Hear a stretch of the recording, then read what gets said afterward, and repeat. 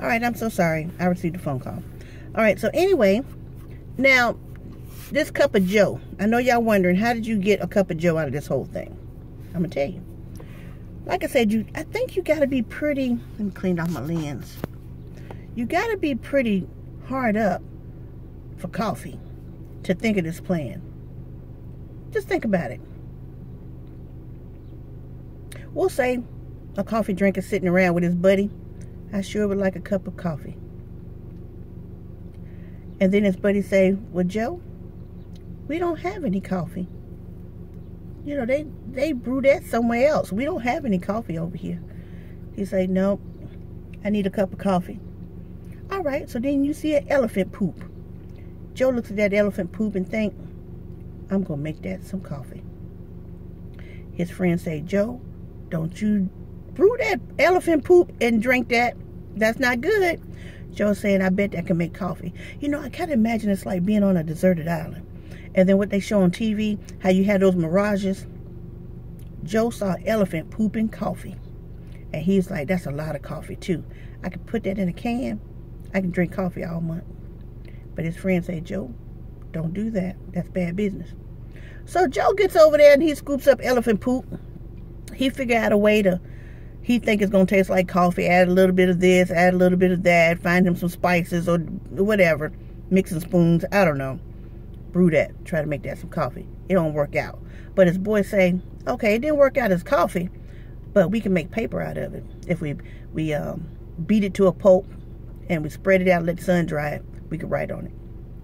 And that's pretty much what some people did. They used elephant poop to make paper. All right. Now Joe and his boys sitting back again and they're saying, you know what? I bet that rhinoceros got some strong digestive systems and juices and poop. I bet that's gonna taste like coffee. His boys say, don't do that. Don't mess with that rhinoceros. He's pretty strong. I know he robust. That's gonna give me the robust flavor coffee. That's what I should have been looking at all along. His boy say, Joe, don't mess with that rhinoceros. All right. Joe wait until the rhinoceros poop. He go scoop that up. He brew it, stew it, add his little stuff to it. It don't taste nothing like coffee, and it done made him sick. But they figured they could use that hide and that horn. His boy said, we use this hide and this horn for something to make money on it by selling the ivory, which is bad. Don't do that. That's bad.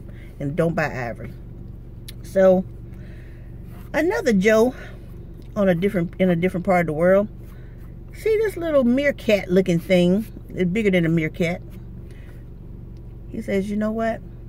That thing is eating coffee beans. I bet it's shit coffee.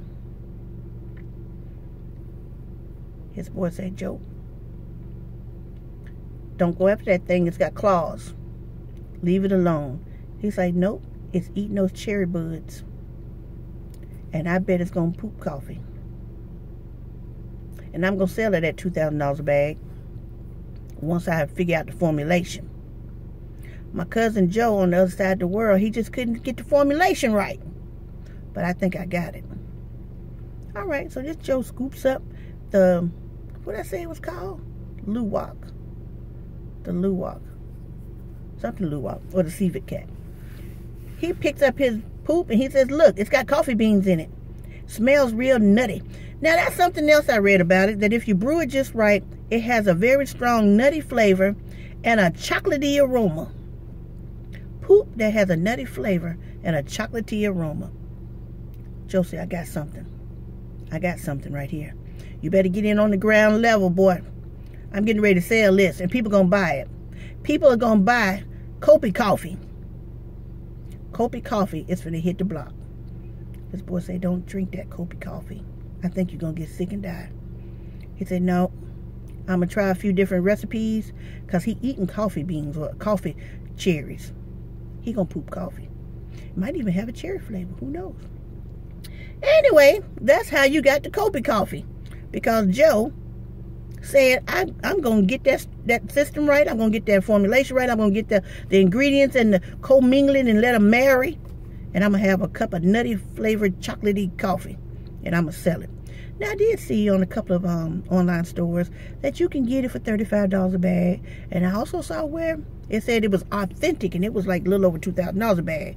So somebody ain't got Kopi cherries coming out the Kopi Luwak butt. Somebody got some inspirations. They don't have the real thing, because it said authentic. Authentic was $2,000 some odd dollars, but then that other one was $35. I don't know what kind of cat they using. Hell, they may be using house cat. I don't know. But I think that's how we got the cup of Joe in the morning. The cup of Joe. Because Joe followed that little Kopi cat around. Kopi Luwak cat or civet cat. Scooped up his poo. Brewed it to perfection. Sold it based on its nutty, chocolatey flavor. And that's how you got the cup of Joe in the morning.